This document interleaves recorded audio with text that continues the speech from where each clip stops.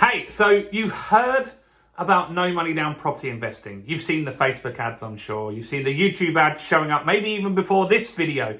You saw some beautiful person talking about how you can invest with no money down in property. So is it real? Is it a scam?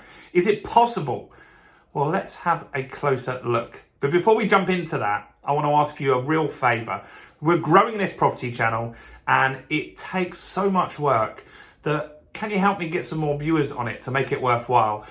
We've got 4,000 of you subscribed now. We're on the journey to 5,000. Please quickly subscribe to the channel and hit the bell notification. I've got new content every single day. You're bound to learn something and it's going to save you money in making mistakes in your property investment journey. So subscribe and hit the bell and smash the like button on this video, guys. That really, really helps. So let's look at some strategies that maybe you can get into with no money or low money, and let's talk about whether that's actually the case and they really can work for you. So the first strategy is something called rent to rent. Okay, so rent to rent, we have a program called the Rent to Rent Accelerator, which I'll put a link about below if you want to learn more about that. Rent to rent is where you take a property that someone else has. You don't own the property, but you're going to control the property and the asset. So you're going to rent it off somebody, and then you're going to rent it out in one of two ways. First way is as an HMO, house of multiple occupancy. And so that's where you might take a 3-bedroom house that's got 2 reception rooms and then rent those out on a room by room basis. So rather than renting it out as a whole, which you wouldn't make any money, you would rent out, maybe you rent the property for £1,000 and then you rent out each room for £500, bringing you £2,500. You pay the landlord his £1,000. You then need to pay the utility bills and those sorts of things. And then you keep the change. That's how that works. And so that's a strategy that a lot of people are doing that works very, very well. So that's one option there. Now, serviced accommodation is another option, and that's where you rent a property. Maybe this time it might be, rather than a house, it might be an apartment or a flat, right? And so I've got one of these in London near Tower Bridge, and that property, we rent it out for £1,500 a month. It's a nice, really nice 2-bedroom flat, beautiful underfloor heating and all of that. And then we rent it out on a room, on Airbnb and Booking.com and places like that, right? And that's called serviced accommodation. Now with both of these, I know what's going through your head right now. You're thinking, that's illegal. It's subletting. Well, you're right. If you don't have permission to do this, it is illegal and you're going to get in trouble, and potentially it's not really where you want to go down. So you need to get permission, and you need to frame this with the landlord on why they would do this. And one reason is that you would guarantee the rent. You'd also take all the maintenance off their hands as well. So it's going to be a hands-off investment for them, way better than what they might have to do. So if the boiler breaks, that's your problem, not theirs. And so we actually cover this in the Rent to Rent Accelerator. And so that could be something that you want to have a check out. But I'll put a link below for that one. So that's an option. Now, does it cost you any money? Well, kind of, yeah, it does cost you money. But do you need it to be your money? Well, for me, I used my own money, and I'll be honest, I think it cost, because I rented a furnished property, it did still cost me money to get into the deal. So I had to give a deposit, and I needed to put soft furnishings, for example, a toaster, a microwave. So it cost me about £2,000 to get into that deal. So how could you get into that deal with no money? Well, somebody's money needs to be in that, but it could be a JV partner. So if you find a deal like that and you said to someone, I haven't got the money to do this, but we can do this deal for £2,000 and we'll go half on the profit, trust me, ask me, I'll even give you the £2,000. Tons of people would do that. And so that's a low money down strategy, right? That's a pretty good one. Next is something called lease options. Okay, and so a lease option is where you're going to acquire an asset and hold it for a period of time while it goes up in value. Now, in the market for the last 2 years, lease options were really hard to do because not many people wanted would have agreed to sell you a property today and you pay later. So lease options are buy now, pay later, if that makes sense.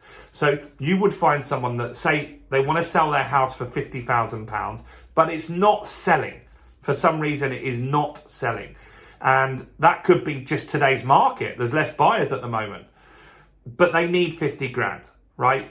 And so if you buy that from them as a traditional buy-to-let, you've got to put in 25% deposit, and it's not a great deal for you to get into initially.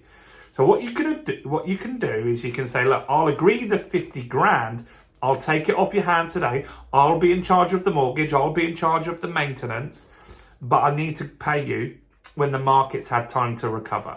And so you could pay them in 7 years, roughly, from now. You can agree whatever you want, but quite often lease options tend to work well on a 7-year period. And so how you secure that deal is you do a transaction for just £1, right? You do a transaction with them for £1. That could be a great way to do that. And so you secure the deal for £1, and then you take on all of that responsibility. Now, you will need to have some other costs involved in this. You will need to pay for your solicitors, their solicitors, and if any decoration needs to be done to the property, you're going to be paying for that, but you're not going to be paying for a deposit. So say the house is now worth 50k, and let's just say in 7 years it's now worth 75k. You've now got £25,000 equity. You can buy that on a bridging loan, and then that allows you to then take the property back onto a mortgage afterwards, and so you can get all the money out. Now, you will need a bit of a deposit temporarily to do that, but you could borrow that from a JV partner again, and you've got instant equity built into that property, which is very, very good. So lease options are a great low money down strategy. They do cost money, guys. They're not free, but that is another strategy which in this market is very, very good, right? So lease options are a great thing. Next is a strategy called BRRR. Buy, refurbish, refinance, rent. Now, this strategy is one that I like. I've been doing this through the pandemic with my properties. And so that's where you buy a property that needs work. If you look at auctions, most properties in an auction need some work, right? That's why they're in an auction. And so you buy the property, you renovate that property. You will, for example, focus on remodeling the kitchen, the bathroom, and you get that stuff done. And then that will add value to the property, right? So there'll be an uplift in the property. Then what you're going to do is you're going to refinance that. So I bought a property with my daughter Georgia for 60,000, spent 12 doing it up.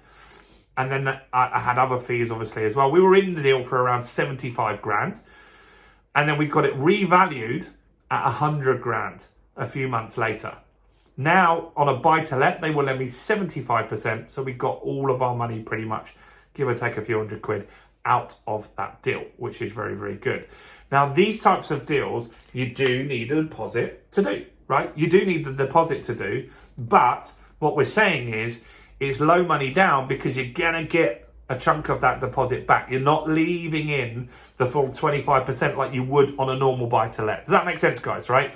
And so, yes, there is an outlay. Now, with all of these strategies, the best way is to use other people's money. So there are tons of people that would lend you money that you could say, look, I'll pay you 1% interest a month. And that would allow you to do this work, refinance at a later date, pay them back with their interest, and it will cost you significantly less than if you bought that property as a buy-to-let, just a vanilla buy-to-let. And so that's how you can take one deposit and keep using it again and again and again to grow a substantial property portfolio. Now, I hope that makes sense.